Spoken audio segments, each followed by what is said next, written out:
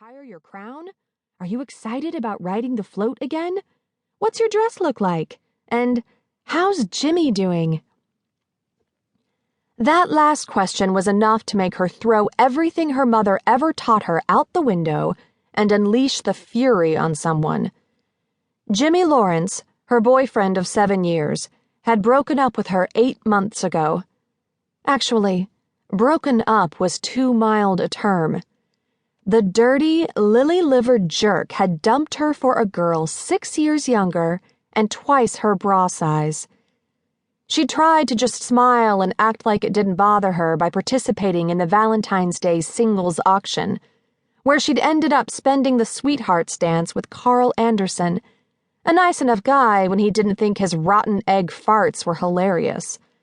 After that, she'd gone out with a few men from church, but the men of Rock Canyon were just so... She couldn't come up with the perfect adjective to sum up the disgusting, irritating, and even boring antics of the 6 dates she'd had. So Katie threw herself into one project after another, and this parade was only the latest. She tried to keep busy at the salon, and it helped that Jimmy and his new girlfriend had moved to Twin Falls, so she didn't have to see them walking around looking happy and in love. If she had to suffer through that torture on a daily basis, she might drive her car into the canyon. After running the cheating bastard and his little tart over with her forerunner first. Was she bitter? Well, no one could blame her. She had put her heart and soul into a relationship that had gone nowhere. All the years she'd spent grooming Jimmy, supporting him, and now someone else got to enjoy the benefits. Which brought her here, listening to Mrs. Andrews go on and on about the marching band, when a deep voice interrupted. "Excuse me, ladies. I just wanted to hand over my check for my rental booth." Katie's gaze snapped up to meet a pair of steel-gray eyes. She could hear the disapproval in Mrs. Andrews' voice as she drawled, "Mr. Trepasso, we were just talking about you." Those amazing eyes didn't stray from hers as he replied, "Please call me Chase, Mrs. Andrews. I hope you ladies were saying good things about me." Katie's gaze shifted away from him to Mrs. Andrews, who looked like she'd smelled something vile. Katie, afraid the older woman would open her mouth and tell him exactly what she'd said, smiled, took his check, and quickly said, "Thanks, Chase, and of course it was good. I was just telling Mrs. Andrews what a wonderful job you did on my friend Stephanie's rose tattoo. It's lovely." Chase's handsome face, with his slim nose, sensual mouth, and dimpled chin, lit up with a wicked grin. His brown hair was short, spiky, and a pair of studs adorned both of his ears.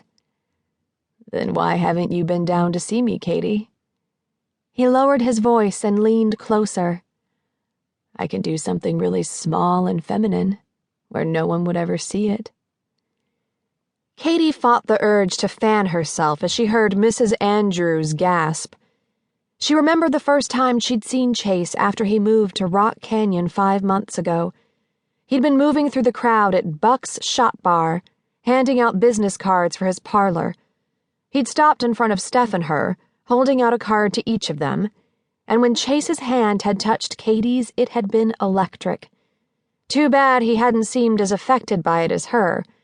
He'd moved on to the next group without so much as a backward glance.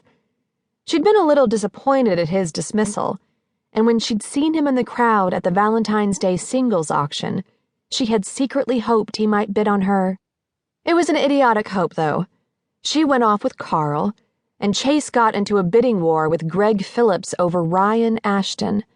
He'd lost out, and since then she'd seen him out with several women, but never the same one twice.